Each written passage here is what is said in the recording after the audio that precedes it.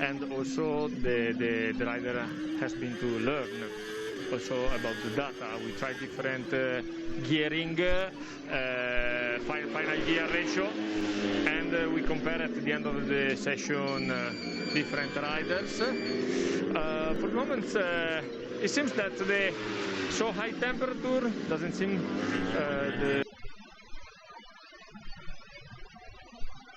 over the course of these 2 free practice sessions so far. Yeah, and we've seen from Honda over the course of this year, there is a good bike in that package. It's just been a case that they haven't been always able to get the most out of it. It's really competitive in World SBK now. When you look at the Yamahas, the Kawasaki's and the Ducatis, all very consistent all the way through. It does make it very difficult if you're not quite able to get to that limit of your bike to then get yourself into those leading positions. We've obviously seen Bautista with podiums, hasn't had a podium as well this year, and it has been a case of, for both of them, they've had to try and make those steps. Good for Garrett Gerloff, his start to the weekend. I hope we see it for the rest of the weekend as well, to send him into the winter with a little bit of a confidence boost. He was a little bit closer to the front over the last couple of rounds compared to what he had been. It's been almost anonymous spell for Garrett Gerloff.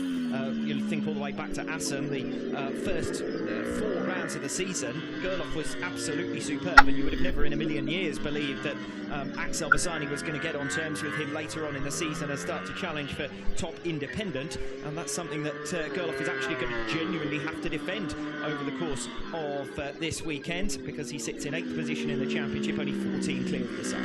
Yeah, and certainly for Gerloff, up until Assen really looked like he was consistently at the front, able to run at the same pace and really battle with everyone in those leading positions. Had some podiums at the start of the year. I give Leon Haslam a bit too much credit there. Front row for Haslam, not a podium. I just remember him dead in Park Ferme a couple of times, but certainly for Garrett Gerloff, hopefully this is the sign of what we're going to see from him again next year. We want to see him up at the front of the field. He's an exciting rider. He's obviously had some tough times through the course of this season, but you want to see him able to show exactly what he can do on a superbike. Yes, Haslam's had a P4 and a P5.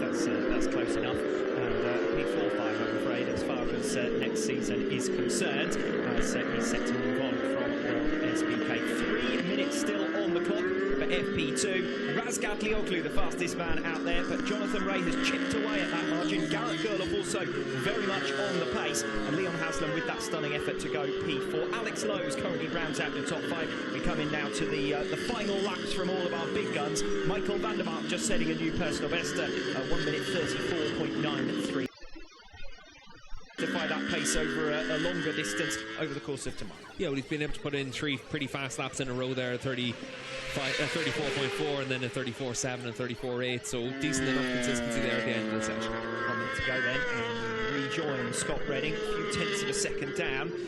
He should be able to get this lap completed and have time for one more in the remainder of free practice 2.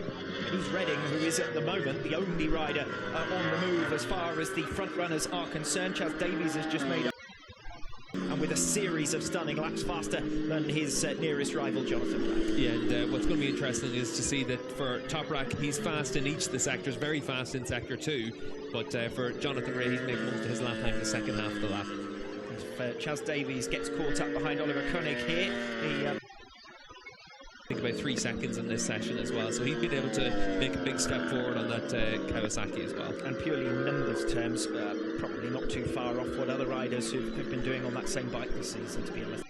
And it is a new personal best, but I fancy that Davies probably would have moved up in positions if he hadn't got caught behind the rider who's effectively a backmarker, with all due respect, this weekend on his World SBK day. Yeah, Chaz lost 7 tenths of a second in that final sector, so that's catching Koenig into that sector. Koenig's actually made some good progress in this session. He's been able to get himself well underneath the 107% time that you have to.